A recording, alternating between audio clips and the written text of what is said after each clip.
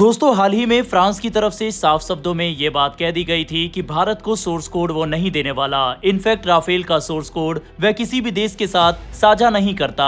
ये यकीनन भारत के लिए एक बड़ा झटका था, लेकिन अब भारत की तरफ से सीधे सीधे फ्रांस को धमकी दी गई है कि अगर सोर्स कोड नहीं मिलता तो भारत इस डील को आगे नहीं बढ़ाएगा। ये पहली बार है जब भारत की तरफ से इतना क्लियर स्टैंड इस मुद्दे पर लिया गया है। आप स्क्रीन पर बकायदा डिफेंस सिक्योरिटी एशिया का आर्टिकल देख सकते हैं, जिसमें साफ लिखा हुआ है no ICD no deal, India threatens to walk away from $43 billion Rafale fighter jet deal as France refuses source code access. ये मुद्दा कोई नया नहीं है, ये मुद्दा पिछले 1 साल से चल रहा है। ऑपरेशन सिंदूर के दौरान इस मुद्दे ने तब आग पकड़ी थी जब पता चला कि भारत अपनी मनपसंद के हथियार राफेल के अंदर लगा ही नहीं सकता, और तब से ही सोर्स कोड का मुद्दा हाईलाइट हुआ है। वहीं अब से कुछ दिन पहले फ्रांस की तरफ से साफ कहा गया कि सोर्स कोड वो नहीं दे सकता, और अब उसी के जवाब में भारत की तरफ से ये रिएक्शन सामने आया है। भारत और फ्रांस के बीच प्रस्तावित 114 राफेल लड़ाकू विमानों की इस डील की बात करें, जिसकी कीमत करीब $43 बिलियन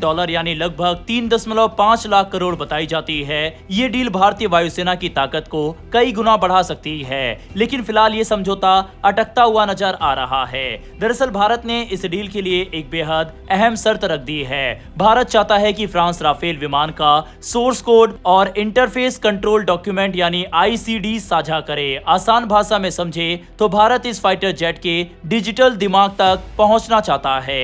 यही सिस्टम तय करता है कि विमान में कौन सी मिसाइल लगेगी, रडार कैसे काम करेगा और युद्ध के दौरान इलेक्ट्रॉनिक सिस्टम कैसे प्रतिक्रिया देंगे। अगर यह एक्सेस भारत को नहीं मिलता तो समस्या यह है कि भारत अपने ही बनाए हथियार जैसे अस्त्र या ब्रह्मोस मिसाइल को राफेल में आसानी से नहीं जोड़ पाएगा।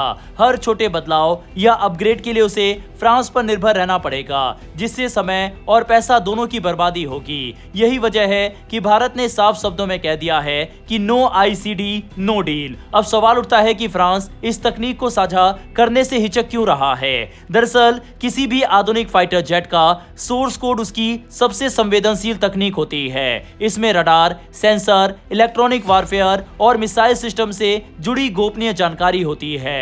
फ्रांस को डर है कि अगर ये जानकारी पूरी तरह साझा कर दी गई तो तकनीक की लीक होने या रिवर्स इंजीनियरिंग का खतरा बढ़ सकता है। लेकिन भारत का तर्क भी उतना ही मजबूत है। भारत का कहना है कि जब वह इतनी बड़ी रकम खर्च कर रहा है और विमान का निर्माण भी भारत में ही होना है तो उसे पूरा नियंत्रण मिलना चाहिए, वरना ये मेक इन इंडिया नहीं बल्कि सिर्फ असेंबली इन इंडिया बनकर रह जाएगा। इसके पीछे एक बड़ा रणनीतिक कारण भी है। आज भारत को एक साथ चीन और पाकिस्तान जैसे 2 मोर्चों पर तैयार रहना पड़ता है।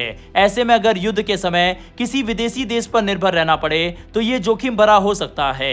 हाल के वैश्विक घटनाक्रम जैसे रूस यूक्रेन युद्ध ने भी ये सिखाया है कि रक्षा क्षेत्र में आत्मनिर्भरता कितनी जरूरी है। दिलचस्प बात यह है कि यह डील सिर्फ भारत के लिए ही नहीं बल्कि फ्रांस के लिए भी उतनी ही अहम है। 114 विमानों का यह ऑर्डर दुनिया के सबसे बड़े फाइटर जेट सौदों में से एक हो सकता है। अगर ये डील रद्द होती है तो फ्रांस को भारी आर्थिक नुकसान उठाना पड़ सकता है। फिलहाल स्थिति यह है कि दोनों देश अपनी अपनी शर्तों पर अड़े हुए हैं। भारत साफ कर चुका है कि उसे आधा अधूरा समझौता मंजूर नहीं है। वह पूरी तकनीक भागीदारी चाहता है ताकि भविष्य में वह खुद अपने विमानों को अपग्रेड कर सके और स्वदेशी हथियारों को आसानी से जोड़ सके। कुल मिलाकर यह डील सिर्फ विमानों की खरीद का मामला नहीं रह गया है, बल्कि ये भारत की आत्मनिर्भर रक्षा नीति और रणनीतिक स्वतंत्रता का सवाल बन चुका है। अब देखना यह होगा कि फ्रांस भारत की शर्तें मानता है या ये मेगा डील अधर में ही रह जाती है। आप इस मुद्दे को कैसे देखते हैं? क्या भारत का रुख सही है?